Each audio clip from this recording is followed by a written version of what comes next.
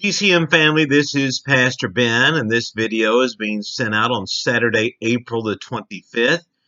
Today, Saturday the 25th, up at the church from 1 to 3, we have a to-go dinner in the fellowship hall along with bread and desserts. That's, again, the 25th, Saturday, 1 to 3. Tomorrow, on Sunday, the 26th, we have bread and desserts as well in the fellowship hall from 9:30 to 11. Jesus said in John 5:39 that all of the Old Testament scriptures pointed to him. And indeed they did, for all of history is really his story. Recently we looked at Samuel, the great minister from the Old Testament, from the book of 1 Samuel, and showed how his life, which was 1,000 years BC, 1,000 years before the incarnation of Christ, was a type and shadow of Jesus who was to come. There are many ways that this is true, all the way from Hannah, Samuel's mom, being barren, Mary being a virgin. Then it was that Samuel was dedicated to the Lord and grew in the stature and wisdom and in favor with God and man, almost a direct quote from Luke 2:52. Samuel being a prophet, priest, and judge. Jesus, of course, beating that out by being prophet, priest, and king.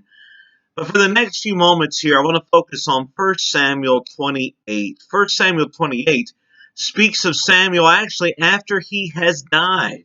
King Saul had fallen into sin, was going into battle against the Philistines, and he was not hearing any kind of word from the Lord. So he went to a medium, a witch, a spiritist of sorts, and he went to her and wanted her to conjure up for him Samuel from the dead. Now, that's called necromancy and strictly forbidden in the Old Testament. We're not to be conjuring up the dead or having seances or anything such as that.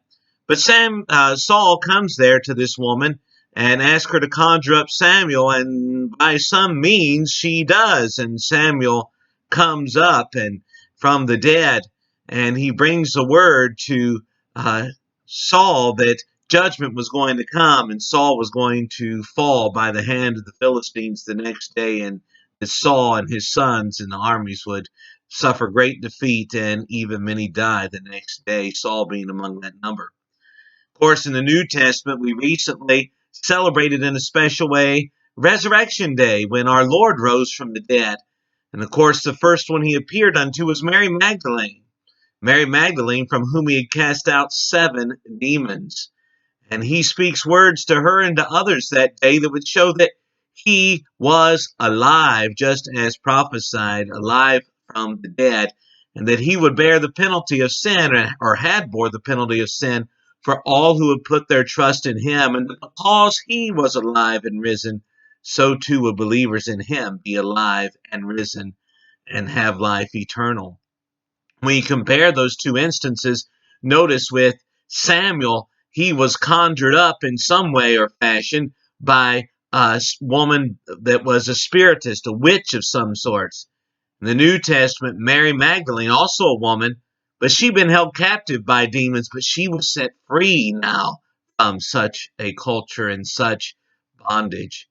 The Old Testament version of 1 Samuel, when he comes up from the dead, he is being sought out by Saul. Saul, the king, is seeking the dead among the living. When Mary Magdalene came to the tomb, she was seeking the living among the dead, for Jesus was really alive. Samuel, he had words of judgment, and rightly so, for Saul had sinned. Jesus, when he arose, he had words of forgiveness and grace and mercy for all who would put their trust in him. Again, this message is called Survey of Samuel. It's available on dcmfm.com and available as well for CD pickup in the fellowship hall. May God bless you.